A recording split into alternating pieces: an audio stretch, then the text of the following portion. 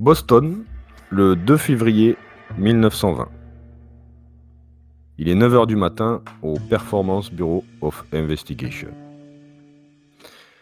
Timothy Vanderlust, Luna Blake, ainsi que Molly Hawkins sont de retour dans leur agence du PBI. Ça fait quelques jours que vous êtes en ces lieux, toujours tourmenté par la perte subite de votre ami Frank, qui a péri à cause d'un pic de boucher. Mais revenons un peu au début de votre histoire et pourquoi vous en êtes là aujourd'hui. Cela avait commencé par une journée d'été humide, pendant la grève des officiers de police, où Timothy, par la demande de son oncle, avait décidé de l'aider et de devenir pendant un temps investigateur au PBI. C'est là qu'il fit la connaissance de Frank, ainsi que d'un légiste, Bobby R. Hood. Leur première mission les emmena vers cette mystérieuse maison du propriétaire M. Knott. Bobby fut gravement blessé et une créature démoniaque fut abattue. Il y eut certains éléments découverts, comme la chapelle de la contemplation, qui avait l'air de représenter une secte puissante, et ce signe mystérieux d'un œil entouré de 3 Y. Un nom sortait de tout ça, le révérend Michael Thomas. À leur retour au PBI, ils apprenaient la mort de l'oncle de Timothy, M. Edward Christensen, fut empoisonné par un courrier imbibé de cyanure. Le courrier les emmena vers la comté d'Essex, un bateau naviguant vers Innsmouth, où la cascadeuse Luna Blake se joignit à eux. Ce courrier demandait d'arrêter toute recherche concernant cette première affaire. Un nom apparaissait, Corentin Williams, de Rockport. C'était leur prochaine destination. Mais le voyage fut mouvementé, obligé d'atterrir sur l'île au Fanal, dans un phare abandonné, où des choses bizarres s'étaient passées. Des pièces d'or mystérieuses, des créatures, des morts, et une personne disparue, s'appelant Samuel Smith. Vous avez une photo de lui, et vous ne l'avez toujours pas revu. Suite à l'interrogatoire, Bobby fut arrêté dû à des troubles avec la police de Boston, suite à des recherches de documents lors de la première enquête. Vous avez découvert le meurtre de Corentin, avec le soupçonnement de cette femme au bandeau en métal croisé dans les escaliers. Frank trouva une carte du Cotton Club, un bar huppé à Harlem, New York, avec l'adresse de Corentin. John Sinclair vous a demandé ensuite de faire en sorte de ramener de l'argent pour l'entreprise du PBI, qui accumulait des dettes avec des gros risques de dépôt de bilan, s'il n'y avait pas une rentrée d'argent très prochainement. Ce qui vous a amené vers Providence, où un certain George Winscott avait besoin de votre aide pour une fouille archéologique. Là-bas encore, des choses inexplicables ont fait leur apparition, et vous avez pu libérer Winscott, qui devait affronter un problème psychiatrique, et avait récupéré des feuilles d'or, dissimulées dans un vieux grimoire de magie du culte. Au retour sur Boston, beaucoup de choses s'étaient passées. Vous étiez resté plus longtemps que prévu dans ces tunnels. Le PBI avait été saisi, vos proches avaient disparu, ainsi que Sinclair. Il y eut encore un interrogatoire à votre rencontre pour clarifier certaines choses avec vous. Votre ancien collègue Bobby fut abattu d'une balle dans la tête suite à un accès de folie où il voulut mordre un gardien en prison. La pègre était responsable de l'enlèvement de vos proches suite à votre enquête récente et elle vous a demandé d'arrêter toute investigation par rapport à ça. La vente de quelques feuilles d'or vous a permis de récupérer le PBI à nouveau, où Timothy en était le responsable dorénavant. Un ami de Timothy, Larry Crosswell, qui l'aida à récupérer certains renseignements sur leur enquête interdite, fut placé à l'hôpital psychiatrique de Danvers. Il réclama un appel à l'aide. Après une longue investigation, vous avez encore découvert des choses bien étranges. Mais vous avez pu ramener Larry, sain et sauf, même si troublé psychiquement à Boston. La suite se passa sur l'île du Devil's Tongue Island, accompagné de cette regrettée Madeleine Crosswell qui perdit la vie tragiquement, emportée par l'océan et ses vagues redoutables. La femme de Larry avait disparu, des découvertes de textes ésotériques inquiétants, des meurtres, une stèle, ainsi que l'œil de Dagon fut trouvé. Le retour fut difficile pour Larry. Le professeur Zambolatov, après le diagnostic d'un parchemin, vous a certifié qu'une malédiction était en cours sur les épaules de Timothy. Vous avez effectué un rituel pour essayer d'enlever cette malédiction avec l'aide d'une amie à Frank, et aussi amie de John Sinclair, une certaine Molly Hawkins. Mais le rituel ne s'est pas passé comme prévu. Un matin, le fils et le père de Luna étaient de retour, libérés par la pègre.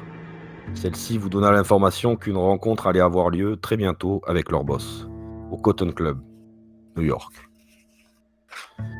Ce rendez-vous aurait lieu d'ici une dizaine de jours, le temps pour vous de satisfaire une nouvelle enquête au sein du PBI, qui allait vous emmener à proximité d'un lac au nord de Kingsport pour enquêter sur une mystérieuse disparition.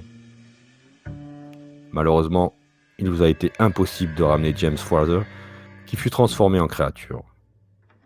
Mais le plus tragique, c'est la perte de ce malheureux Frank, qui mourra sur le coup, là-bas.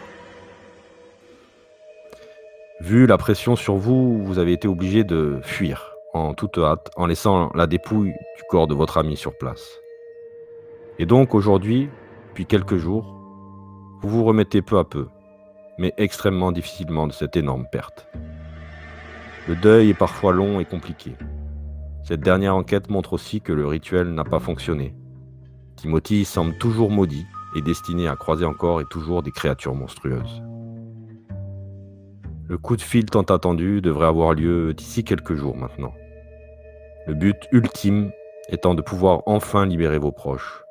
Le fils de Timothy, William Vanderlust, Olga, sa nurse, ainsi que John Sinclair, l'ami proche de Molly Hawkins, rencontré à l'armée, et comptable du PBI. Il est donc 9h du matin, vous vous réveillez, après une bonne nuit de sommeil, et vous vous retrouvez tous les trois en compagnie de Meredith et Daisy pour prendre votre petit déjeuner dans ce bon vieux bâtiment qu'est le Performance Bureau of Investigation. Bon, c'est un bref résumé pour vous remettre vraiment dans le truc. Alors, normalement, est-ce que vous voyez quelque chose? Parce que j'ai la carte complètement noire, moi. Non, tout noir. D'accord. Et du coup, oui, il y a plein de trucs qui m'ont dit des trucs grâce au Voilà. grâce au one-shot. Attends, je fais ça. Voilà, c'est bon. Ah, c'est bon. Il y a le grand-père à Luna, il y a son fils, il y a vous deux qui êtes là. Vous avez quand même la mine des mauvais jours. Hein. Ça fait plusieurs nuits que vous faites pas mal de cauchemars. Donc, c'est compliqué depuis le départ de Frank. Vous n'avez eu aucune nouvelle de sa dépouille. Vous avez cherché à contacter, à prendre des renseignements pour savoir s'il était possible de... Mais rien. Vraiment, rien du tout. Donc, vous êtes là, de bon matin, en train de prendre votre café ou thé. Vous sentez Luna très gênée, qui semble un peu perturbée. Que faites-vous?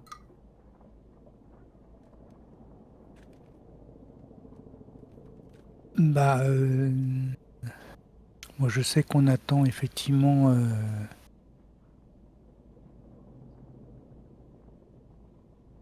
un coup de fil pour aller à New York, mais d'ici là, bon.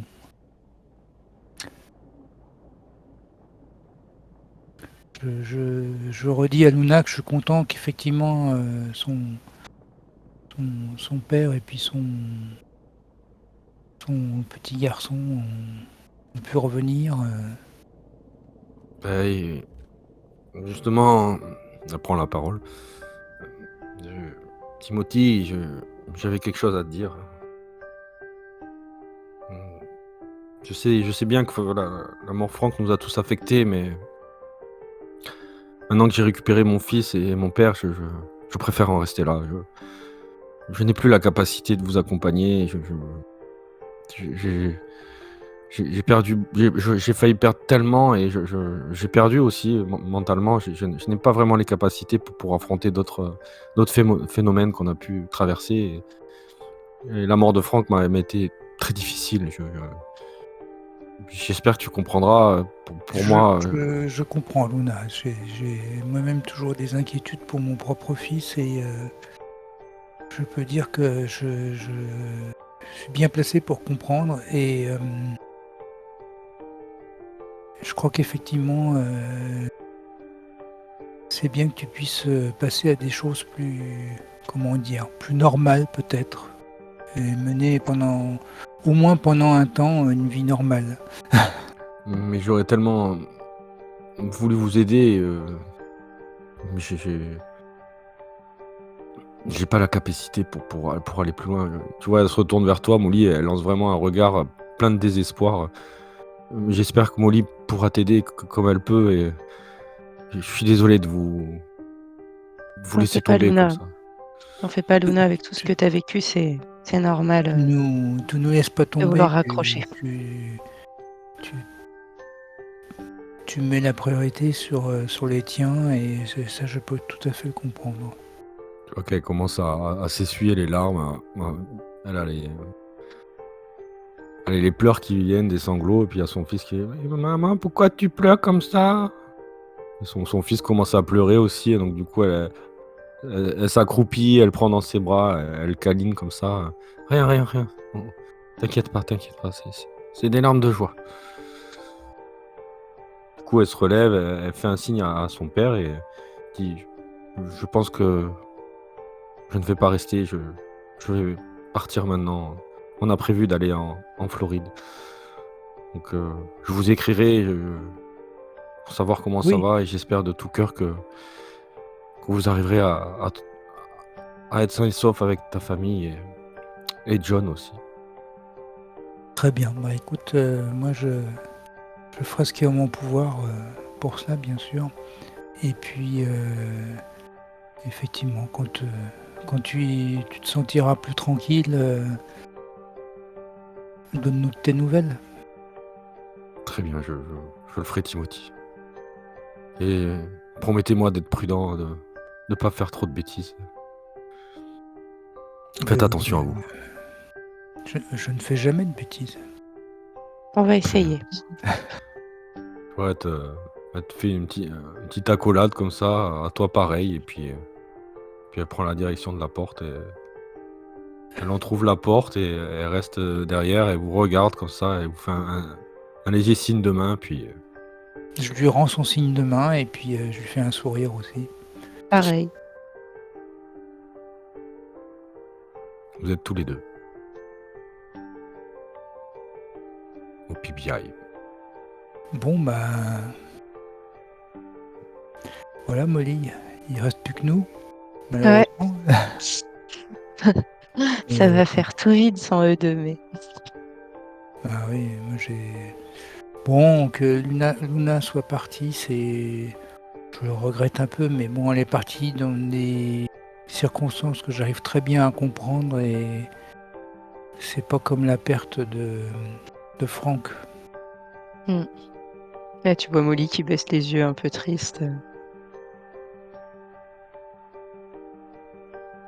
Alors je pense qu'on va mettre une petite plaque sur le mur ici en hommage à Franck. On va faire ça et on va mettre. Ah, c'est une bonne idée. Molly est partie non, Molly, Luna, Luna. pardon. Oui. Oui, Luna a préféré, après tout ce qu'elle a vécu. Oh mon Dieu, je ne lui ai même pas dit au revoir. Ah oui, mais je pense que on aura bientôt de ses nouvelles, j'espère. Mais que va devenir le PBI? Il ne reste que vous deux en tant qu'investigateur. Oui, bah écoutez, on va faire ce qu'il faut pour. On va peut-être recruter, je sais pas. Je sais qu'il y a eu beaucoup de monde qui est passé. Il y a des dossiers qui sont en cours. Et il y a peut-être moyen de recontacter tous ces investigateurs. qui puisse Bah, vraiment je vais apporter. ils sont oui, bah, écoutez, c'est une bonne idée, je vais me plonger dans ces dossiers. Moi, je vais regarder effectivement les dossiers effectivement, Et regarder. en fait, juste avant d'entrer dans le bureau, tu entends frapper à la porte. Bon, donc je ne suis pas entré dans le bureau. Ouais, Euh, je t'ai vu Bah, aller du coup, vite je fait, vais là, t'as ouvrir. traversé le miroir et tout. Je vais ouvrir la porte, du coup. Et vous voyez quelqu'un que Timothy a déjà vu. Ah! Ouais, quelqu'un que tu as déjà croisé. C'est moi? C'est mon moment, j'arrive, c'est ça? Quelqu'une alors? Oh! C'est pas vrai! Si, c'est bien elle. Alors là, Bonjour. je suis estomaqué.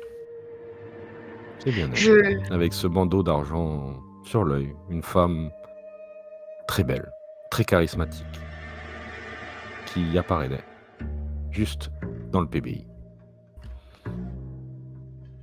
tu vois que enfin, je passe un petit peu, je te dis bonjour rapidement et je fonce directement en fait sur Timothée.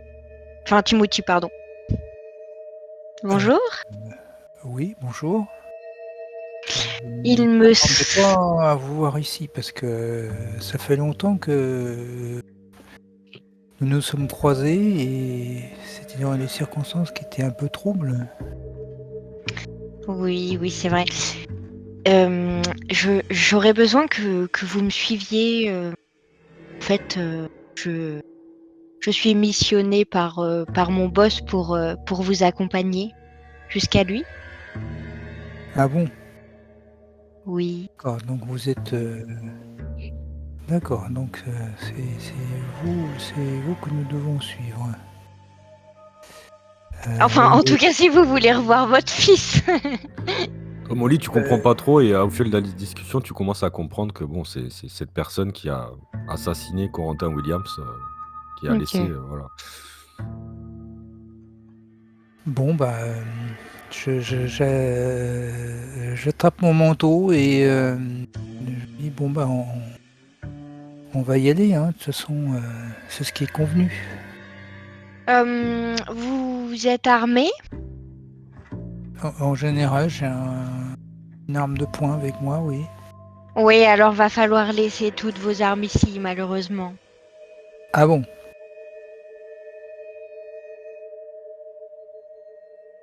C'est marrant parce que quand vous me dites ça, j'ai l'impression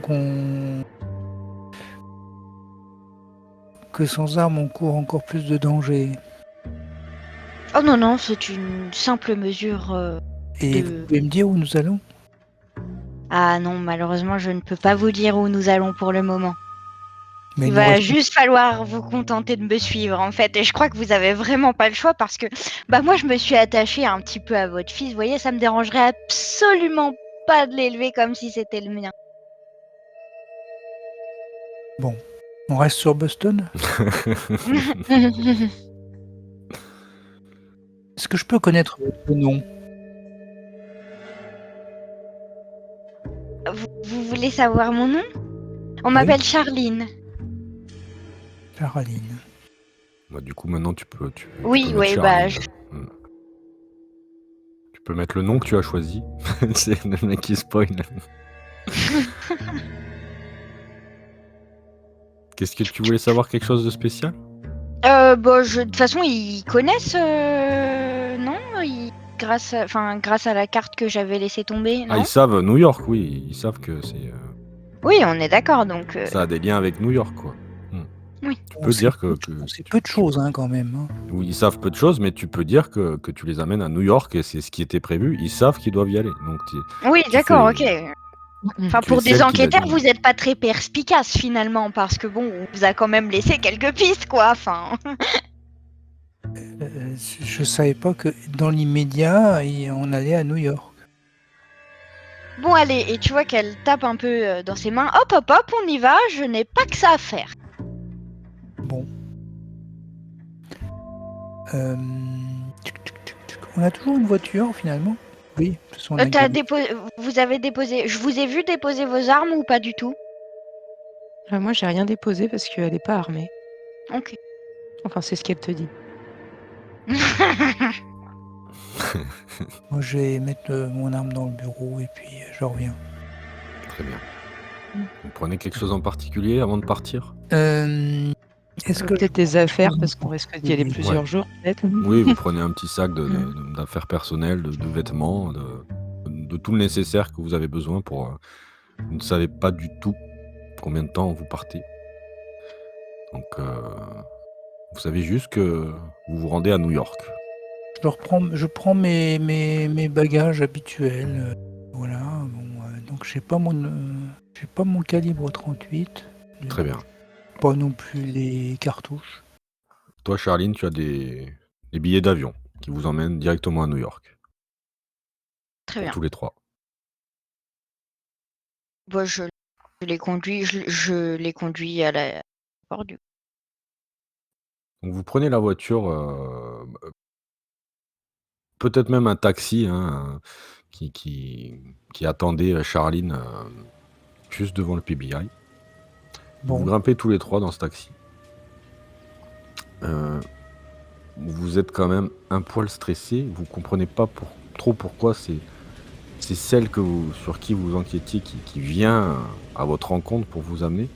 Ça vous trouble quelque peu après tout ce que vous avez quand même vécu tellement de choses troublantes que c'est pas vraiment ça qui va vous voilà. Mais c'est quand même assez spécifique comme démarche de la part de la pègre de New York de vous envoyer vraiment, cette dame pour venir vous chercher. Comme s'il y avait mmh, pas une moquerie, mais comme si on jouait un peu avec vous, quoi. Vous le ressentez un peu comme ça. c'est une forme de provocation. Ça fait penser un peu à ça, oui, c'est ça. Et du coup, vous traversez Boston, la ville, que vous avez fait de long en large ces derniers temps. Oui. Est-ce que vous vous dites quelque chose dans la voiture? Charline est devant et vous êtes tous les 2 derrière. Le chauffeur ne dit rien et vous amène tranquillement.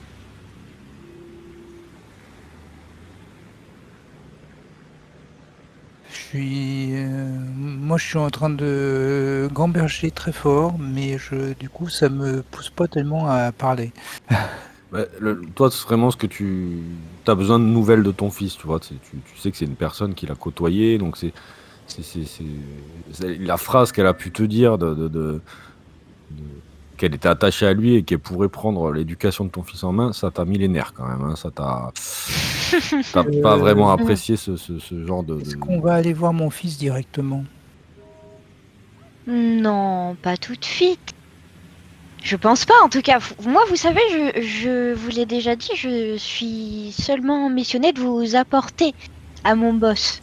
Donc, ne me donnez même pas mal à la tête avec toutes vos questions parce que je ne pourrai pas y répondre. Donc, à part m'ennuyer, vous ne ferez rien d'autre. Mais c'est Bon, vrai qu'il est très bien. mignon quand même, votre fils, hein. Vous l'avez très bien élevé. Bon, il a été un peu récalcitrant, c'est vrai, quand je suis allée le voir. Il est pas bête, hein. Il a tout de suite compris qu'il y avait quelque chose qui clochait. J'ai essayé de lui dire: «Oh, mais non, c'est ton papa, t'inquiète pas, je vais te ramener vers ton papa.» Et non, il a rien voulu savoir, vraiment. donc avec cette phrase, tu comprends que c'est elle qui est venue kidnapper, William. Par contre, cette Olga, quand même, elle était fort peu agréable, hein. Vous devriez penser à changer quand même, hein. Bon. Non, je ne crois pas. Je pense que c'est quelqu'un qui a des meilleures qualités morales que vous. Oh, bof. Ça Bah, ça se discute, hein. Ça se discute. c'est tout à fait évident. Vous arrivez à l'aéroport. Il y a une forme Ah, on va de prendre l'avion. ouais, une forme de tension, qui règne quand même. Au fur et à mesure de vos discussions, il y a des choses qui se révèlent, et donc vous passeriez bien pour, mais c'est comme ça. Vous le vivez, Ouais. difficilement, mais Votre Je me but, dis c'est que toujours le même. je la passerai bien par le hublot pendant qu'on vole. Votre Mais but, c'est... et je me oui, Oui, vas-y. je me retourne vers Molly et je dis: «Mais vous êtes Molly, c'est ça? Molly Euh, Hawkins?» oui, c'est ça, mais ça m'étonne que vous ayez mon nom alors que moi je vous connais pas. Ah oui, oh, c'est qu'un détail. Mais, il me semble que vous êtes amie avec John, non? En effet, Ah oui, il m'a parlé un petit peu de vous. Enfin, je l'ai obligé à me parler de vous. je comprends. Et comment il va? Oh bah, je dirais comme, un pissenlit au bord d'un champ près d'être désherbé.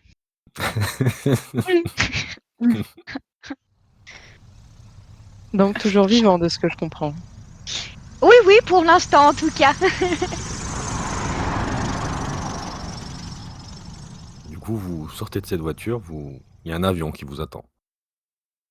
Il fait très froid, hein, je vous rappelle, vous êtes en février, c'est New York, il y a limite de la neige fondue, hein, qui tombe. Boston, il y a limite de la neige fondue qui tombe et Février, vous côte grimpez est. dans un... Oui, dis-moi. Non? Tu avais Ah un non, truc je à dire? disais février, côte est, oui, c'est froid. Voilà. Et du coup, vous grimpez dans cet avion tous les 3. Bon, il y a que tous les 3 avec le pilote. Il y a pas C'est mal une de... espèce d'avion privé ou Oui, il y a pas des grosses compagnies à cette époque, hein, c'est des petits charters, des petites... donc, vous prenez cet avion où il y a pas mal de malles, un transport un peu... New York n'est pas loin, hein, de Boston, hein, il y a 1 heure en avion. Du coup, vous vous installez, vous vous attachez, vous êtes toujours tous les 3. L'avion commence à décoller et, et vous êtes dans les airs. Le décollage se passe bien. Vous voyez toujours cette neige fondue qui se fait de plus en plus forte, hein, mais, mais ça va, vous volez bien, vous avez bien décollé et vous êtes toujours entre vous. Vous avez toujours la possibilité de parler entre vous si vous le voulez. Vous sentez que l'avion remue quand même quelque peu. Il est un peu chahuté par les vents qui se font de plus en plus forts au fur et à mesure que Oui, vous bah, approchez. c'est les avions de l'époque, hein, c'est des Ah tôles oui, volantes. c'est ça. Et vous voyez que la neige se fait de plus en plus épaisse, hein. Il y a combien de temps de trajet à peu près? Ouais, aux alentours d'1 heure, ça dépend de D'accord. comment le vol se passe. C'est ce que vous dit le pilote, hein. Mm. Et attachez-vous bien, ça risque de bouger, ça risque de bouger. Donc, essayez de pas trop vous lever. Restez bien attachés, messieurs, dames. Et vous inquiétez pas, j'ai l'habitude, hein, de ce genre de vol. Mais votre inquiétude est ailleurs.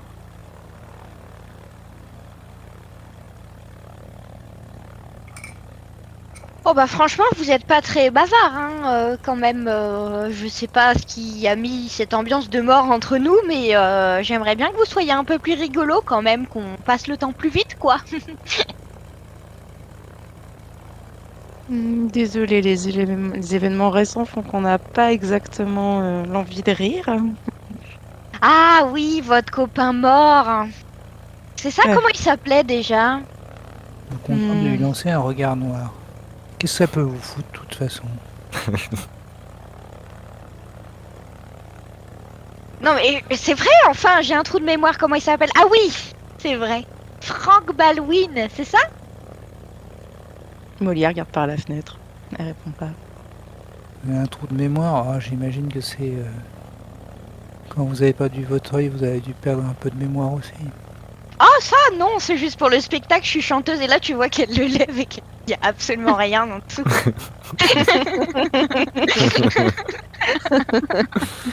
Ah, ça, c'est d'elle, c'est pas de moi, hein. C'est elle qui dit au moins elle s'en débarrasse comme ça. C'était bien. Moi, je trouvais ça stylé, moi, le bandeau. Bah c'est pour ça qu'elle le met alors qu'elle a rien, c'est parce que c'est stylé. Non, c'est une bonne idée, t'as bien trouvé. Mm. Donc du coup, vous continuez à vous approcher. Et vous découvrez cette immensité dans les airs, ce New York qui s'approche. La nuit vient juste de tomber, donc vous voyez toutes ces lumières qui scintillent au fur et à mesure de votre approche. Et cette neige qui est abondante sur New York, vous voyez que euh, ça n'arrête pas, de tomber. Et l'avion commence à amorcer sa manœuvre de descente et commence à être chahuté dans tous les sens et s'approcher difficilement de la piste d'atterrissage de cette énorme cité qui est New York. Je vais vous transférer sur la cité de New York. Hop.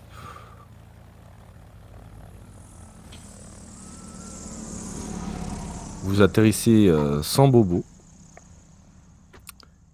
directement sur cette piste et l'avion se dirige vers vous voyez que il y a énormément de neige et l'avion se dirige directement vers les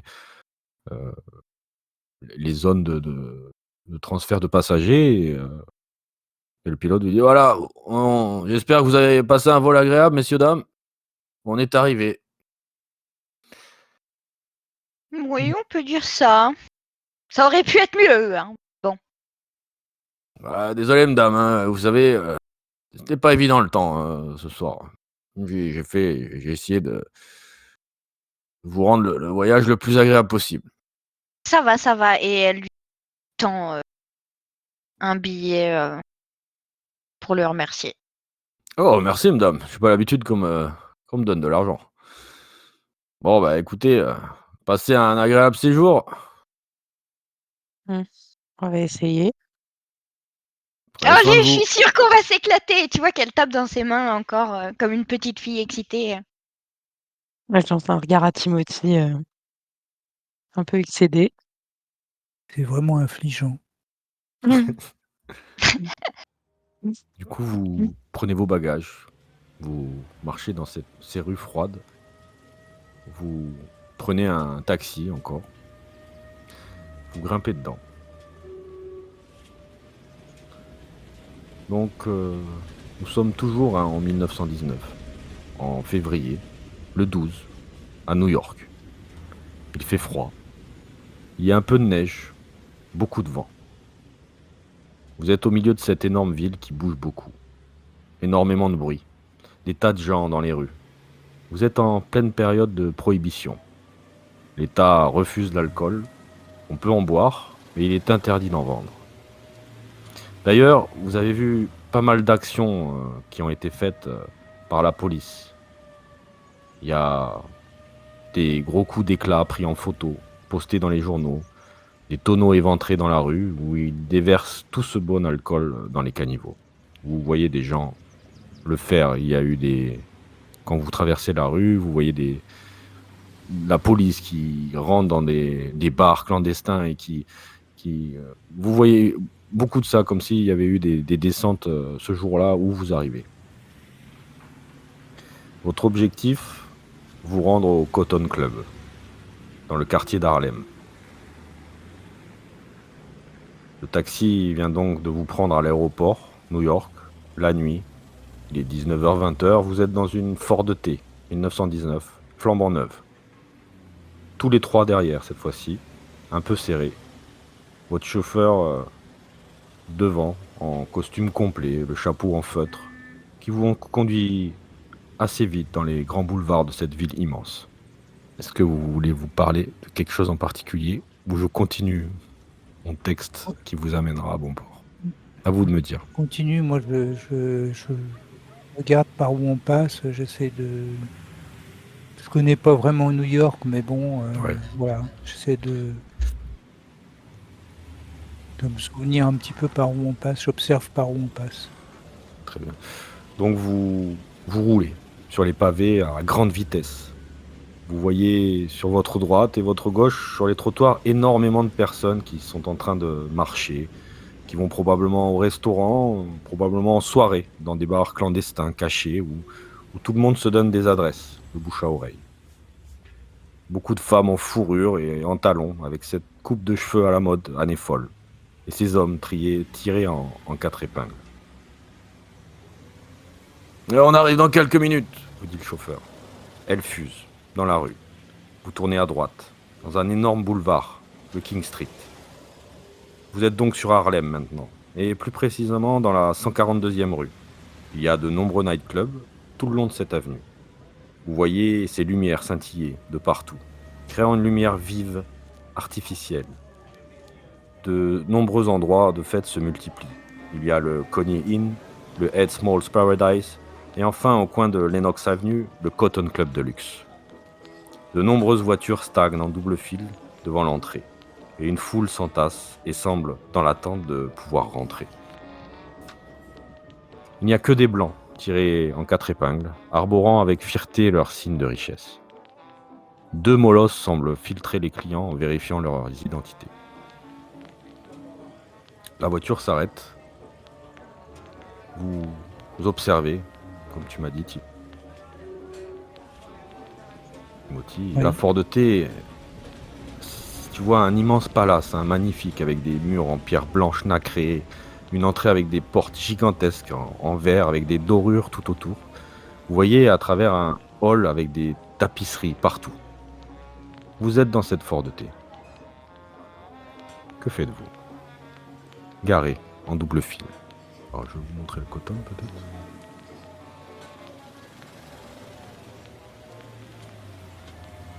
Alors, si tu as des questions, Charline, tu me demandes. Si vraiment tu veux savoir des trucs, parce que normalement là, Est-ce que c'est le Cotton Club? Oui, bah là, mon but, c'est de les amener aux 2 gros molosses pour que les 2 gros molosses les fouillent, quoi. Ouais. Je vais mettre en noir. Hop. Et comment ils s'appellent, les 2 gros molosses? Moi, je te laisse me dire leur nom.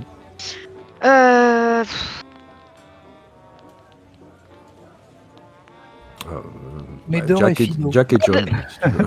Mais j'allais dire Bob et Dylan. Hop, Bob et Dylan, oui. D'accord. Du coup, vous êtes toujours dans. Il y a le chauffeur qui vous demande de payer. Et vous lui donnez un billet et vous voyez que ce soir à l'affiche, il y a Lys Gotti, cette jeune française du cabaret, du musical, qui va faire son show pour la première fois au Cotton Club à New York, dans le quartier d'Harlem. Comment tu dis? Comment elle Lys, s'appelle? L-Y-S et Gotti, G-A-U-T-Y. Lys Gotti. Bon, c'est Lise, pas Lys, mais elle s'appelle L-Y-S, donc j'ai dit Lys. Et vous êtes hors de la voiture. Que faites-vous? Bah moi, je les invite à me suivre et je passe devant tout le monde, en fait.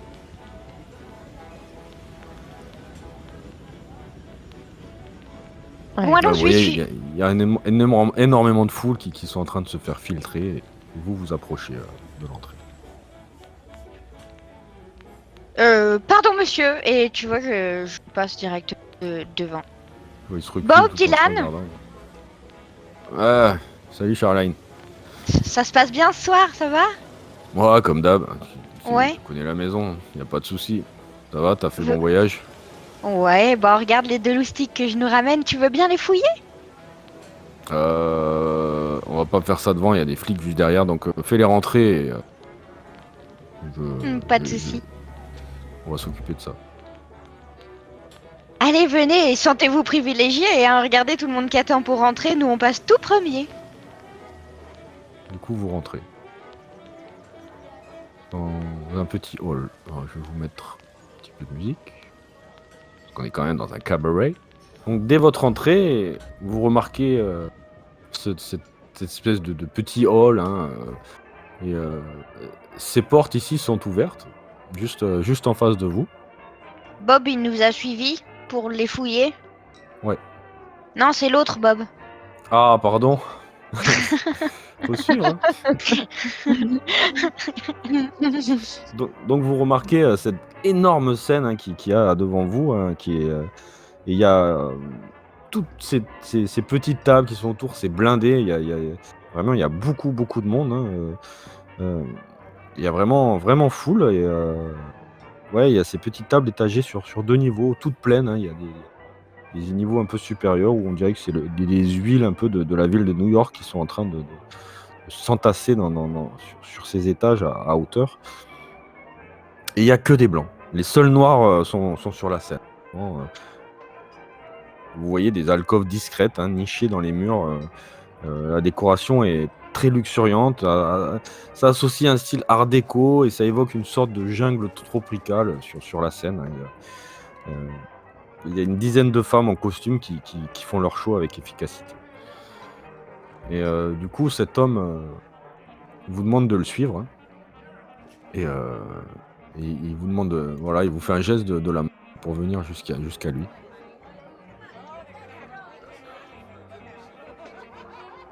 Et du coup, toi, Charline, il te dit d'attendre. Et vous voyez qu'il prend la porte de ce bureau, il rentre. Et vous êtes là, vous regardez un peu le spectacle tous les trois. Vous êtes en train de découvrir un peu ce qui se passe dans un petit stress, une petite angoisse, vous savez pas trop ce qui vous attend. Et tu vois cet homme, toi, Timothy, qui est juste à la porte, que tu as reconnu. C'est l'homme qui avait en photo, c'est par rapport à un gardien de phare. Tu t'en rappelles de suite, en fait. Tu le vois, ça te marque de suite. Et tu reconnais ce Samuel Smith qui faisait partie du phare à l'époque où tu étais là-bas. Est-ce que tu te rappelles? Attends, il faisait partie du phare, mais on l'a pas croisé. Ben, la police le recherchait.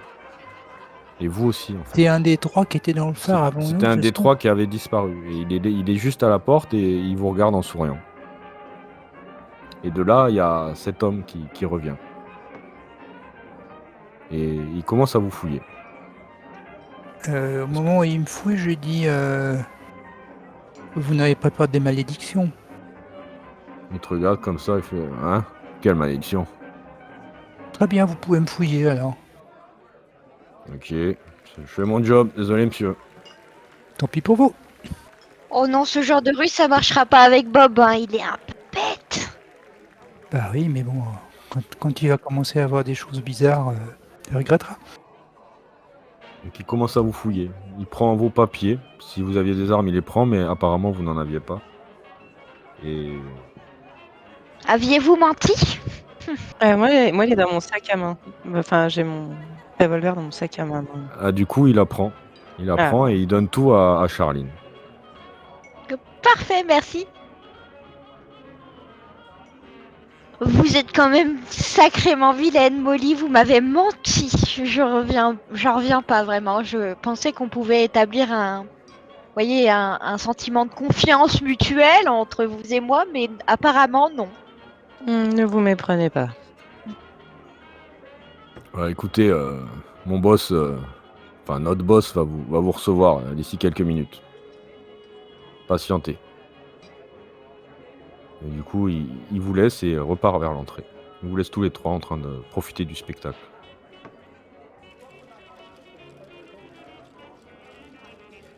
Vous attendez bien 5 minutes. Il y a cet homme qui apparaît à la porte et qui vous fait signe de venir. Et il rentre, il laisse la porte entrouverte.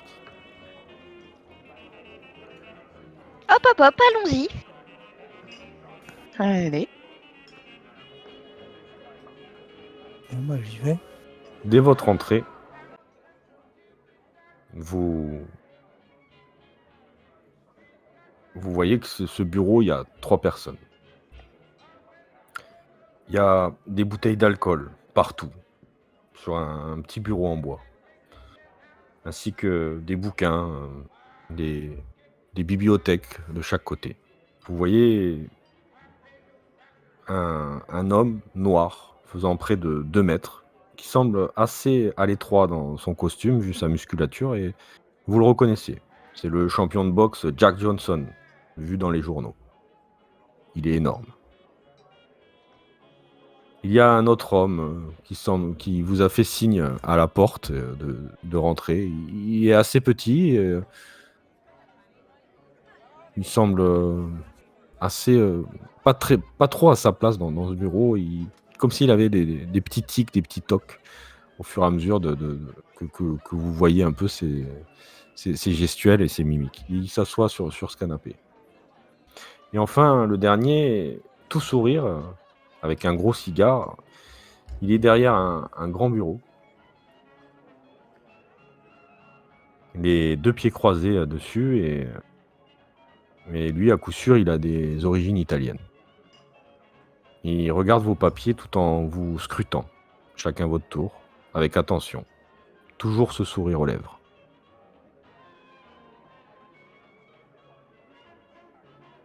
Et il te regarde, enfin, toi, Charline. Et la rencontre n'a pas été trop étonnante. Il me parle à moi? Ouais. Pour eux, ils n'ont pas été surpris de te voir? Oh, un petit peu, ça a fait son effet. J'aime bien, c'est assez théâtral. Et puis là, il se retourne vers vous deux et... Je sais que vous avez pisté cette fille. Et sachez enfin que cet assassinat m'a été demandé par un magnat du pétrole, très proche de mon frère. Ne lui en voulez pas personnellement. En tout cas, soit. Je suis content de pouvoir vous recevoir enfin. Comme je vous ai dit, j'ai une proposition à vous faire. Et vu la situation, ça va être difficile pour vous de la refuser. Ce serait dommage de risquer la vie d'un enfant ainsi que celle de vos amis. Ouais, je manque de politesse. Vous voulez sûrement savoir mon nom. Je connais beaucoup de choses sur vous, après tout. Je suis Ralph Capone. Je suis frère d'Al Capone de Chicago. Vous savez, vu la période où nous vivons, se mettre la pègre à dos peut avoir des conséquences très négatives sur vos vies et celles de vos proches. Je pense que vous vous en rendez compte. Vous n'imaginez même pas dans quel pétrin vous vous êtes foutu. Pendant qu'il est en train de fouiller les papiers, il est en train de se servir un verre. Jack, donne-moi une clope, s'il te plaît. Ah, j'aime pas les filtres. Tu vois, il coupe son filtre, il s'allume une clope. Je vois que vous êtes silencieux. vous On attend écoute, juste moi, de savoir. ce qui m'intéresse, c'est surtout de retrouver mon fils. Je comprends bien, monsieur Vanderlei. Je comprends bien. Je vais vous je vais vous expliquer. Écoutez-moi bien attentivement. Je vais vous envoyer sur une affaire compliquée. Et d'après mes infos, vous êtes tout à fait capable. Ah bon? Oui, disons que ça va être chaud. Pour vous quand même. C'est pour ça que c'est vous qui allez le faire. Et que je ne vais pas risquer la vie de mes hommes. Il me faut des personnes neutres. On m'a informé qu'il y avait des gens infiltrés chez moi. Charline, tu n'es pas au courant, mais tu feras le casse avec eux. Comment? Si, tu ne discutes pas, tu m'obéis, tu es à moi. Je baisse la Elle, tête et... Oui. elle Je restera avec regarde Timothy vous. et je lève les yeux au ciel. Elle restera avec vous jusqu'à ce que vous retrouviez vos proches. Elle vous apportera son expérience et je suis certain qu'avec elle, tout se passera pour le mieux pour vous. Vous arriverez à faire ce que je vous demande. Comme ça, tout rentrera dans l'ordre. Vous récupérez vos proches, vous ferez ce que vous voudrez pour la suite à donner à vos vies. Et moi, j'aurai un pouvoir sur vous si vous tentez d'aller voir la police ou quoi que ce soit. On n'aime pas les braqueurs aux États-Unis. Tu vois, il s'étire Est-ce le que cou, vous... il se fait craquer les cervicales. Et c'est quoi cette mission que vous voulez nous confier? Je vais vous dire, Madame Molly Hawkins, je vais vous dire, je vais vous expliquer. Tout d'abord, sachez que ce qui peut vous intéresser, c'est que la personne que vous allez voler se nomme Henry Steele Olcott. Donc du coup, toi, Timothy, tu as déjà entendu ce nom. Est-ce que tu te rappelles ou pas? Henry Steele. Comment t'écris Steele? Style comme l'acier en américain, en anglais. ST22L. C'est un homme qui était lié un peu à... J'avais Henry Steele découvert Hawkins, c'est ça? Olcott. Olcott. Je sais plus comment vraiment tu avais trouvé ce nom, mais c'est un homme lié un peu à ces signes. C'était Larry qui t'avait dit un peu, qui était lié un peu à la chapelle de la contemplation, à un peu tout ça, qui avait vraiment un pouvoir là-dessus. Je me rappelle plus trop comment t'avais, mais t'avais réussi à avoir ce nom. D'accord. Donc, il fait partie de cette société théosophique. Le même groupuscule qui nous a demandé de vous stopper lors de votre enquête. Sauf que ce groupuscule n'a pas tenu parole et il nous doit un sacré paquet de dollars. Et d'après mes infos, il y a quelque chose qui leur est cher. Et c'est vous qui allez le récupérer pour moi. Je vous fais le topo. Vous connaissez la Banque centrale de New York. Là-bas, nous avons notre thune officielle à nous, la pègre. La vraie thune, qui vient de nos succursales. Ce que je vous demande, là, ce n'est pas de faire un retrait. Il y a un coffre qui m'intéresse là-bas. C'est le numéro 31, celui d'Olcott. Je veux que vous alliez dans ce putain de coffre et que vous preniez tout ce qu'il y a dedans. Ok? Que vous fassiez ça très vite, dès demain. Je veux que cette putain de banque soit braquée le plus rapidement possible. Ok?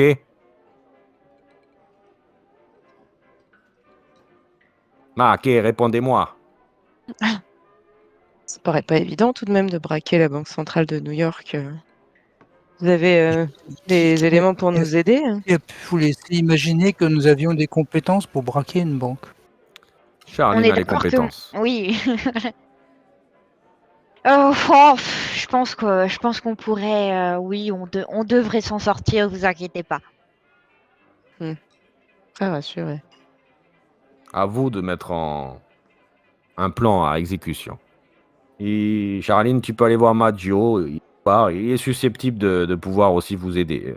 Je vous laisse gérer ça à votre façon. Charline a de l'expérience, mais c'est demain matin qu'il faudra agir. Et il est quelle heure là? Là, c'est le soir, il est environ 20h30. D'accord. Mais n'oubliez pas, monsieur Vanderlust, madame Hawkins ou mademoiselle, que des personnes qui vous sont chères sont en notre possession. William, Sinclair, Olga. Ça vous parle, n'est-ce pas? Bien sûr. Oui, oui. Donc la moindre faute de votre part pourrait avoir des conséquences désastreuses. Gardez ça dans votre tête. Et tout se passera bien. Mais pourquoi vous faites appel à nous pour ça alors qu'on n'est pas des braqueurs de banque? Parce que si vous voulez récupérer vos proches, vous serez obligé de fuir. Vous serez recherché par la police. Et personne ne vous croira. C'est une sorte de protection pour moi. Je ne tuerai pas vos proches et vous les récupérez sains et saufs. Sauf que vous devrez partir. C'est comme ça qu'on fonctionne. Bon. Bah, de toute façon, j'ai pas le choix, donc mais je pense que vous faites une erreur, mais bon. Je ne sais pas. J'ai confiance en Charline. Je sais qu'elle est apte même à le faire tout seule. Donc vous allez apporter votre aide à cette nouvelle expérience pour vous. Et qui sait, peut-être nous allons travailler ensemble par la suite. Vous allez faire partie de la PEG du Cotton. On va peut-être vous faire développer une nouvelle passion, le braquage. Vous semblez vous regarder ici, tous on les deux. surveille. Vous êtes très mal à l'aise. Vous comprenez pas. Voilà, c'est pas trop votre milieu, mais vous sentez vraiment cette pression où vous êtes dans l'obligation de faire ce qu'on vous demande, quoi. Mais très gêné. Il y a ce boxeur qui a les bras croisés et qui vous regarde avec Ouais, c'est très gênant. Bon, écoutez, allez trouver Maggio au bar. Charline, tu les emmènes là, tu les emmènes à lui, vous allez le discuter avec lui. Et puis tenez, tu vois, il sort une clé comme ça d'un tiroir de son bureau. J'ai un logement de fonction, histoire que je sache où vous joindre quand je vous appellerai là-bas.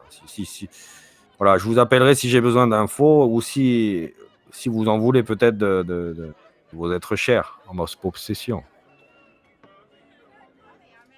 Voulez-vous avoir une preuve de leur bon état de santé, peut-être? Oui. Oui. C'est normal, j'attendais ça. Il prend le téléphone, il commence à appeler. Oui, opératrice. Passez-moi. Oui. Passez-moi Simone, oui. Oui, Simone, oui. Oui, c'est Capone. Oui. Donne-moi la maison 2. Merci. Tu vois, ils se semblent très habitués à protéger leurs sources. Tu vois, ils font pas n'importe quoi. T'attendais vraiment une adresse pour pouvoir, mais tu sens qu'ils ont des contacts partout et ils sont très méthodiques dans leur façon de fonctionner. Passe-moi le gamin. Et là, il te tend le téléphone. Je prends le combiné. J'écoute. Allô? T'entends ton fils. William? Allô? Ah, papa? Bon, Ça, c'est moi. ça fait longtemps. Écoute, je fais le maximum là pour qu'on se retrouve d'ici peu. Je sais, papa. Je suis fatigué, tu sais. Oui, mais bon, j'ai espoir que ça sera plus très long maintenant. Ouais, bah, après, Olga, elle est gentille, elle s'occupe bien de moi. Mais tu me manques, c'est ce qui me manque le plus. Bon, bah écoute, tu me manques aussi. Il vous a parlé de moi? Faites-lui un bisou de ma part. T'occupe pas, c'est une idiote. C'est Charline. Ouais. Caroline, oui, mais elle est idiote. Bon, elle a été gentille avec moi, papa, tu sais. Peut-être la Oui, plus mais bon, gentille, même. si elle a été vraiment aussi gentille, elle se serait débrouillée pour te faire sortir de là. Je sais pas, papa. J'espère juste que ça va pas durer trop longtemps encore parce que j'en ai un peu Oui, je marre là sais. d'être là. Oui, pour moi aussi, le temps est long. Mais Bon, je veux pas vous couper, rigolez hein, pas. mais on a un plan à mettre en Bon, marche là parce que il est déjà tard et puis on doit faire ça demain, donc. je vais te laisser parce que l'autre me casse les oreilles. Et je te dis à bientôt, Ok, William. papa. Tu m'appelles Allez, bientôt. je t'embrasse. Oui. Vous auriez pu le laisser parler. Ça fait des mois, enfin des semaines qu'il l'a pas entendu, qu'il l'a pas vu. Oui, et ben si on fait pas un plan digne de ce nom pour demain, il le reverra jamais, donc. Allez, à bientôt, William. Puis Au je revoir. raccroche. Charline a raison. Tu vois, il prend le téléphone, il raccroche. Occupez-vous maintenant de votre priorité. Allez, sortez de mon bureau. Je veux plus vous voir. Bon, bah Charline, je crois qu'on est obligé de faire ce que tu vas nous dire de faire, mais Oh oui, dis-toi bien j'adore que être la chef. bon, tu vas être la chef parce que tu seras la seule à savoir faire quelque chose d'utile dans ce désastre. Un archéologue et une journaliste. Hein? Oh, ça peut nous être utile, vous inquiétez pas, on verra, on verra. Et je me dirige vers le monsieur qui a cité Boss. Alors, il est là. Lui, il est au bar. Donc, je te laisse découvrir où il est. C'est lui là? Non. Il est là. Ah, de l'autre côté. Ah oui, ouais. Ça se voit que vous n'avez qu'un œil. Hein.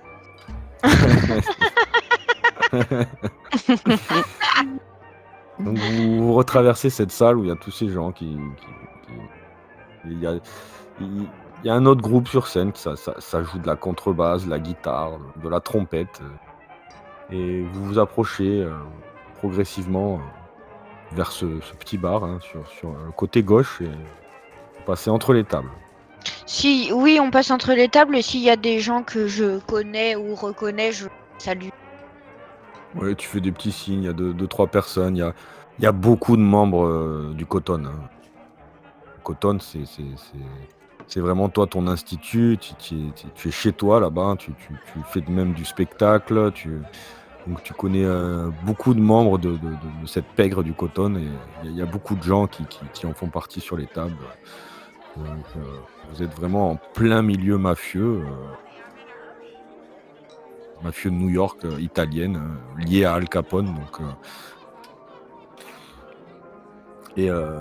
tu leur fais signe en leur montrant Maggio hein, qui est au bar et qui est en train de qui a la tête sur le bar, limite, voilà, et il se tient sur les 2 épaules, les 2 coudes sur le bar et il semble assez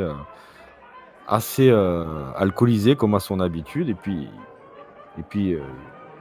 il se retourne comme ça, machinalement, et il te voit arriver, il te fait des gros yeux, et puis vous approchez de lui. Heu, Géraldine? Mais et c'est et eux, c'est mais vous êtes qui vous? Vous êtes qui? Oh, t'es pas très frais, tu vas peut-être pas être très utile finalement. Je sais pas, non, mais Raph, il m'a dit,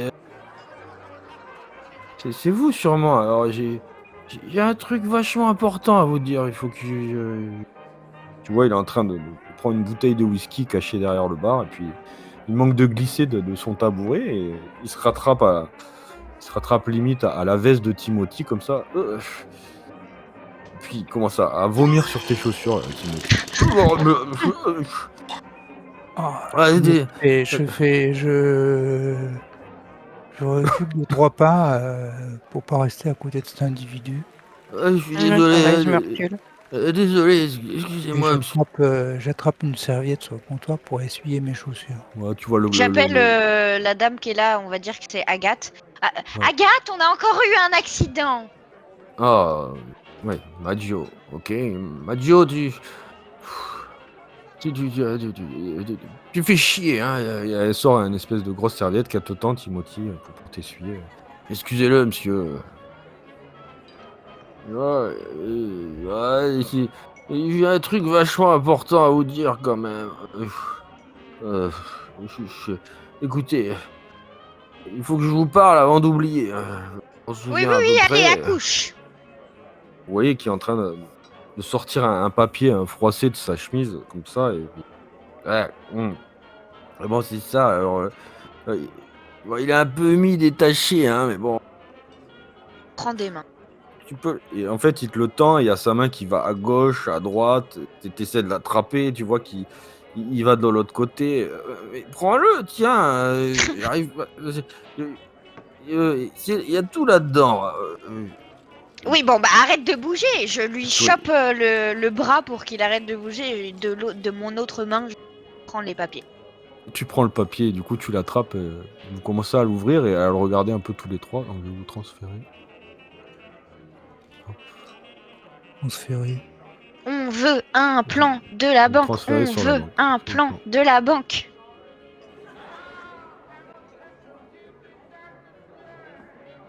Bon, je m'attendais bien à un truc dans ce genre-là. Ah non, je peux pas mettre changer de couleur parce qu'on voit plus rien.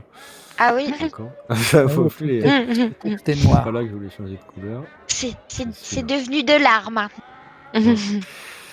Donc du coup, il vous parle en même temps.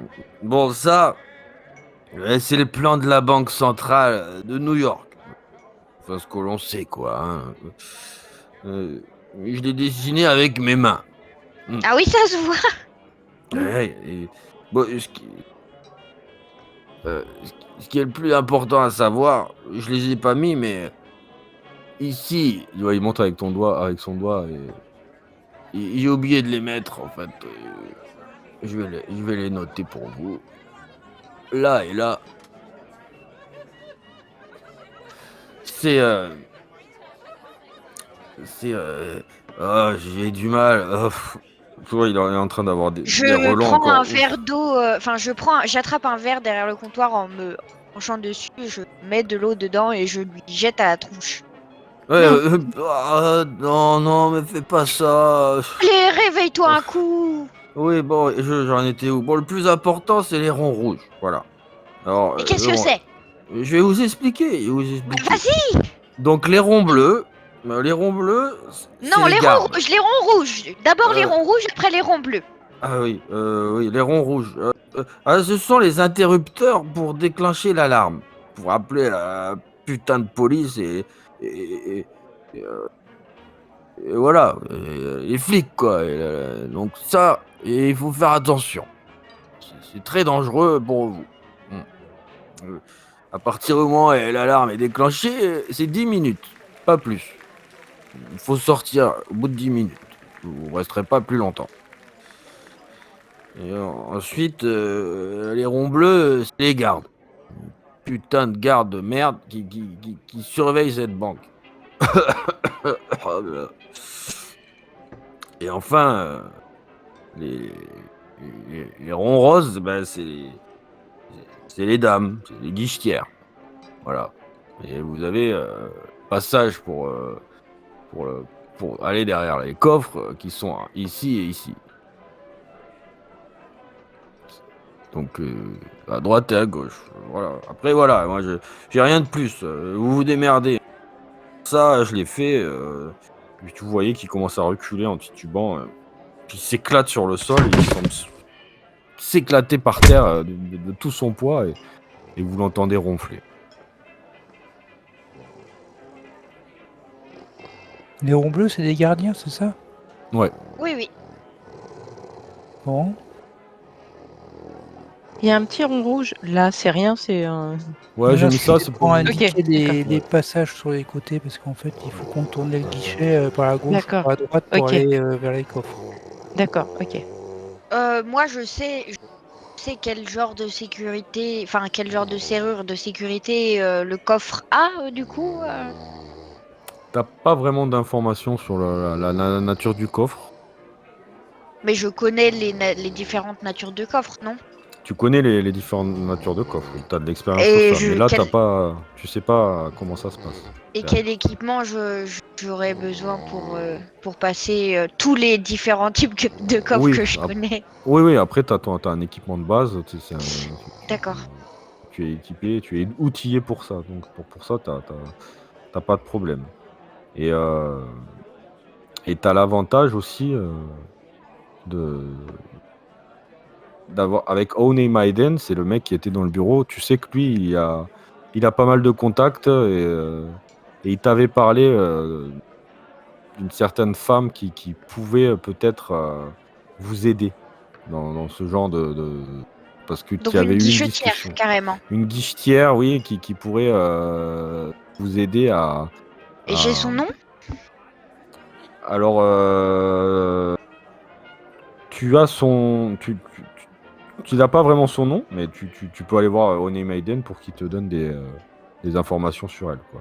Ah oui, oui, oui. Oh bah déjà je vais peut-être vous demander si vous avez des avis hein, sur comment procéder. Alors moi je peux m'occuper de la partie d'ouvrir les coffres. Hein. J'ai peut-être une information aussi sur une petite guichetière qui pourrait nous aider, mais il faudrait d'abord qu'on établisse un début de plan quoi. A priori, c'était votre domaine d'expertise. Nous. Oh bah oui mais on fait équipe, j'aimerais bien quand même vous consulter, c'est quand même plus marrant comme ça, non? Puis voir un peu vos capacités finalement, parce que on m'a dit que vous étiez des éminents membres du PBI, donc vous devez déborder de ressources aussi, non? Mais nous, on fait des investigations, on fait pas des braquages. Non, parce que si je m'écoute que moi, finalement, je je rentre, je tue les 4 gardes. Vous vous occupez de tuer toutes les guichetières et puis on a 10 minutes pour chercher les affaires et repartir en fait. Vous voyez, on a des petites méthodes un peu bourrines, nous, mais c'est quand même beaucoup plus excitant quand on doit tirer et faire des courses-poursuites, non? Ça se discute. Du coup, pendant que vous êtes en train de discuter, il y a Onei Maiden qui, justement, s'approche de vous. Hein. Ah! Alors, il vous a donné ces informations, ce sac à vin? Oui, oui, oui, enfin, peut-être qu'on aurait pu lui poser quelques questions, mais il est tombé avant. Ouais, je voulais te voir. Tu te rappelles qu'on avait parlé de la banque de New York, hein, il fut un temps, Mhm. on avait... j'ai toujours ce contact qui pourrait peut-être vous aider. Donc, c'est une Ah bah employée oui, de oui, la oui, banque et elle est déjà addicte à l'opium. Je peux lui faire n'importe quoi. Donc, essayez de la contacter. Voici son numéro et son adresse. Et mettez un plan rapidement en marche. Je pense qu'avec ce que vous avez de quoi faire.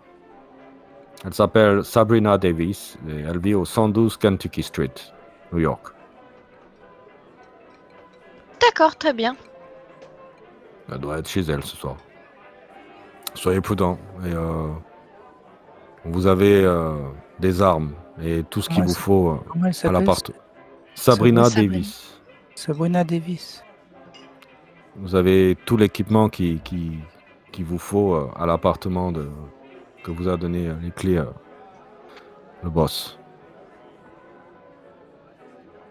Il y a des armes, il y a de l'équipement, il y a ta boîte à outils, bref, tout le nécessaire. Génial. Eh bien, je propose que nous allions à cet appartement et que nous prenions contact avec cette Sabrina. Elle pourrait nous aider en effet, ouais. Moi, j'avoue que j'attends un petit peu la suite des événements. Je me demande ce que je fous là. C'est Ah si, je c'est sais normal. pourquoi je suis là, mais je me demande vraiment ce qu'on Comment attend ça de va se moi. passer, ouais. Parce que Bah, franchement, ouais. je suis vraiment pas la personne qu'il faut pour faire ce qu'on me demande de faire. Disons qu'il a, d'après ce que vous avez compris, il a plus confiance en vous par rapport au fait qu'il ait ces Ah, mais personnes qui vous sont chères l'impression. à sa merci qu'en quiconque. Donc du coup, on dirait que c'est une affaire importante pour lui et qui se dit que vous ne le trahirez pas. Et en même temps, ça lui permet de faire pression sur vous si jamais vous lui cherchez des noises dès que vous retrouvez dès que vous retrouvez vos proches, quoi. Donc c'est un C'est peu pour la ça que manière de fonctionner. c'est pour ça que ça m'étonne un petit peu que vous soyez pas plus impliqué dans l'élaboration du plan parce que bon bah je veux dire moi j'ai pas de proches qui sont susceptibles de mourir. Non, mais on veut s'en sortir, hein. C'est juste qu'on n'a Moi, je pas me trop sens d'idées juste sur comment piégé dans une faire là. situation où je sais pas quoi faire. Est-ce que je sais comment possiblement pas désamorcer mais saboter un petit peu le système de sécurité T'as pas trop d'expérience sur ça, non. C'est D'ac- pas... Pour toi, tu penses plus à dire de faire le plus vite possible. 10 minutes, c'est long et court en même temps, mais en 10 minutes, on peut faire quand même pas mal de choses. Donc Oui, c'est... je trouve ça faisable en 10 minutes de Oui, passer le coffre pour aller chercher. voilà. Il faut, suivant comment vous arrivez à tirer votre épingle du jeu, à partir du moment où vous allez peut-être voir ce contact, Sabrina Davis, comment vous allez gérer aussi les gardes. Bref, il y a comment vous allez passer les portes aussi, donc peut-être avec Sabrina, je ne sais pas. Et vraiment faire ça rapidement. Donc c'est à vous d'élaborer un peu ça, de savoir comment vous allez faire, en sachant que oui, c'est demain matin. Donc il vous a dit d'agir expressément. Eh ben allez, on va à l'appartement déjà pour commencer. À l'appartement, on aura de quoi appeler? Oui, il nous l'a dit, non? Oui, il y a un téléphone. Oui, on est d'accord. Bon bah allons à l'appartement dans ces cas-là. Donc, vous avez le téléphone de Sabrina Davis et vous avez aussi son adresse hein, qui est pas si loin de là où vous êtes. Donc, ainsi que l'appartement n'est pas loin. Vous êtes vraiment dans le même quartier. Ah, vous voulez plutôt qu'on passe la voir ou... Ce serait peut-être bien qu'elle ne nous voit pas, tous. Ah bon? Bah pourquoi? Oh, quoique, bon, si elle est complice de toute façon. Oui, remarque, oui, c'est vrai, c'est des complices. Et il lui a dit, attends, il a dit qu'elle était droguée à quoi? Au crack? L'opium. Cocaïne. À l'opium. Opium. Est-ce que là j'ai moyen au Cotton Club de me procurer de l'opium? Ah oui, bah oui, tu peux Oui, te on est procurer d'accord. tout ce que tu veux. Oui, t'es vraiment à l'endroit idéal pour te. Oui, il y a pas Donc de. je sais vers qui me diriger et Oui, bah justement, juste à juste à tabler. lui, il en avait pas dans ses poches. Rallongé, il en a pas Non, dans ses non, poches. non, lui c'est Dommage. mais il y a lui ici là Ah, qui voilà qui mange avec un autre de ses collègues. Et tu sais que lui en a souvent. bah je m'approche un peu C'est de manière Joseph, non, il s'appelle. d'accord, de manière un peu nonchalante. Et puis je lui dis Joseph et je tends ma main pour qu'il me Tu vois, l'embrasse. il te regarde mais ouais. Mais qu'est-ce que tu veux? J'ai plein de choses à te proposer. Cocaïne, opium. Oui, oui, c'est ça. Oh, de l'opium, s'il te plaît. Et il fout dans sa poche comme ça, il C'est te donne pour dans la main. c'est pour une mission, hein. C'est pas pour moi. Moi, je suis pas Ah, amatrice. ça me regarde pas. Tiens, tiens. Ah non, C'est moi, c'est cadeau, plus la Charlie. cocaïne. Donc, si tu peux aussi peut-être Tu vois, être généreux. il prend dans une autre poche, il te retourne dans la main. C'est cadeau. À charge de Ah, merci. revanche. Avec plaisir.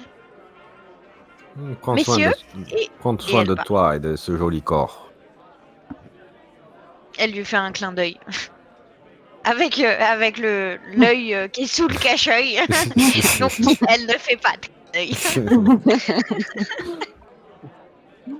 Donc, que faites-vous? Bon, du coup, on pose directement à l'appartement. Ouais. Du coup. Vous voulez peut-être boire un verre avant ou Non, non, non, non. une petite ligne, Non, pourquoi non. pas? Ah, elle va vous dévergonder au fur et à mesure final de cette campagne. Ça va me finir mal cette campagne, je crois. Allez, bah Du, c'est parti, du coup, on vous va chez sortez. elle. Ok, alors, on va se remettre dans l'ambiance de la ville. Donc, vous étiez au Cotton Club. On vous a fourni quelques renseignements par l'intermédiaire de Ralph Capone, de Maggio, et comme cette carte de la Banque centrale de New York, la plus grosse de cette cité. L'objectif, c'est que vous devez faire un braquage le plus rapidement possible dans le coffre 31.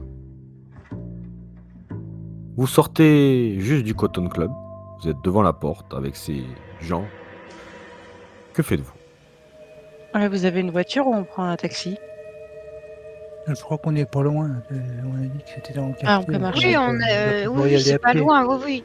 Bon, je devrais pouvoir me diriger de, de tête là-bas, non? Connais un peu Après, le il fait quartier? froid, il y a de la neige, vous voyez, il y a de la neige dans les Ah rues. ouais. C'est pas Oh non, bon, on très prend un idéal taxi. pour marcher. C'est à côté, mais bon, New York est grand, vous en avez, à pied, vous en avez pour 10 minutes, quoi. Dans le froid, c'est pas très agréable. Ouais, allez, Timothy, payez-nous le taxi. Ah, parce qu'en plus, c'est nous qui payons. Je sais pas où on va. Ah, il vous a donné l'adresse, hein, c'est dans la. C'est sur Ouais. la Ok, 45e bon, avenue. Bon, j'appelle, je fais signe à un taxi. Un taxi qui s'arrête.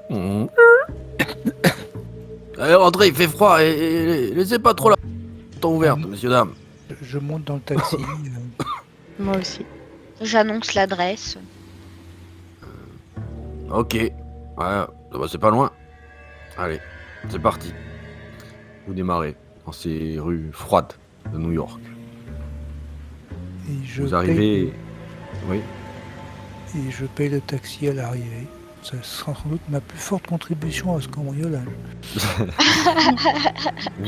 Avec le taxi, vous arrivez sur la 45e avenue. Il fait nuit noire. Il neige de plus en plus. Hein. Vous voyez la voiture qui, effectivement, dans les virages glisse un petit peu. Vous avancez toujours dans ces rues. Il y a de moins en moins de monde. Il est à peu près 22h, 22h30. Et puis, vous vous arrêtez à l'adresse indiquée que vous a donné l'homme du Honey Maiden du Cotton. Que faites-vous? Oh, bah, je regarde un peu le quartier. Enfin, c'est un quartier qui craint ou pas du tout? C'est pas un quartier top, on va dire. Il n'y a pas grand monde, c'est pas... c'est pas trop fréquenté et c'est assez vétuste. C'est les vieux quartiers de New York. Oh bah je me dirige directement vers l'adresse. Vous voulez que je La vous attende porte. ici ou je peux partir, monsieur, dame?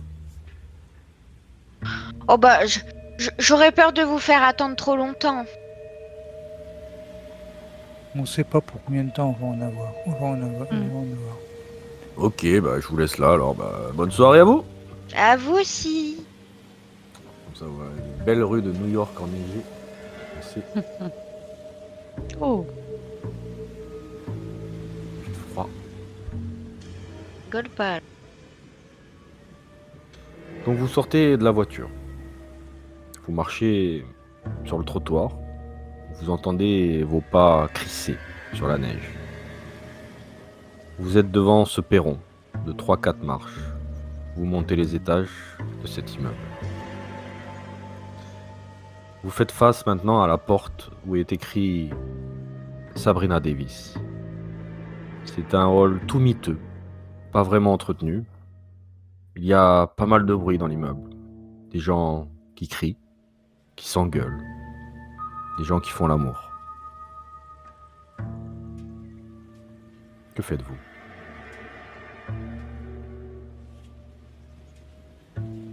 ben on Qu'est-ce toque à qu'on la va lui porte. demander exactement à Sabrina Davis?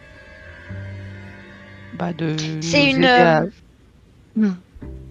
Oui. bah, au moins éviter essayer d'éviter qu'elle lance les alarmes.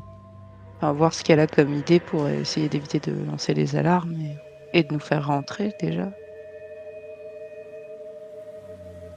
Oui, oui, elle peut-être qu'elle connaît un moyen aussi de désactiver les alarmes. Bon. Elle pourra peut-être aussi, si jamais il y a une alarme, essayer de convaincre les officiers que c'était une fausse alarme Et puis pour peut-être en gagner savoir sur quelques les gardes. minutes. Oui, aussi. Peut-être savoir s'il y a un moment donné dans la journée où les gardes, il y a un roulement ou alors, enfin, vous voyez qu'il y a un moment où possiblement il y a de l'inattention. Mm. Euh, et puis pour le moment, c'est tout ce que je vois, hein. Bah, c'est déjà pas mal en vrai. À vous de voir, c'est vous qui faites votre plan. C'est pas moi.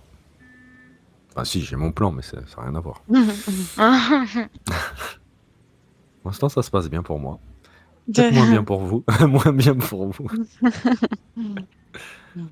Vous êtes Bah toujours moi, dans cette phase. c'est ma vie normale, finalement. Oui, après, C'est un peu eux, la merde, mais ils ont bien remarqué voilà, tu obéis aux ordres. Bien vu à quelle manière Ralph t'avait parlé. Et, au moment où tu avais un peu... tu découvrais que tu faisais partie de ce casse. Timothy et Molly ont bien vu ta réaction suite à ce qu'il te dit, tu fermes ta gueule et t'obéis, quoi. Hein. Donc, Oui, ils que se j'ai rendent compte baissé la que... tête. J'étais surprise et après on m'a rappelé l'ordre. Ouais, et peut-être que Timothy et Molly, ils se sont rendus compte que peut-être ils avaient aussi un moyen de pression sur toi.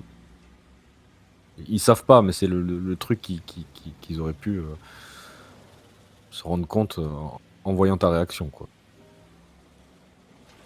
Bah, il fallait pas leur dire là. Pourquoi tu donnes mes points faibles comme ça aussi? Ah, mais je dis ça, mais peut-être c'est vrai ou c'est pas vrai. Et puis toi, t'en rajoutes, hein, parce que cette idée, c'est pour les faire cogiter. T'apparais comme ça dans leur groupe, voilà, tu atterris, voilà, donc c'est assez précipité pour eux. Il y a plein de choses qui se passent dans leur tête et il faut leur dire aussi. Même si bon, des fois, j'ai pas trop besoin de leur dire, ça marche tout seul, hein.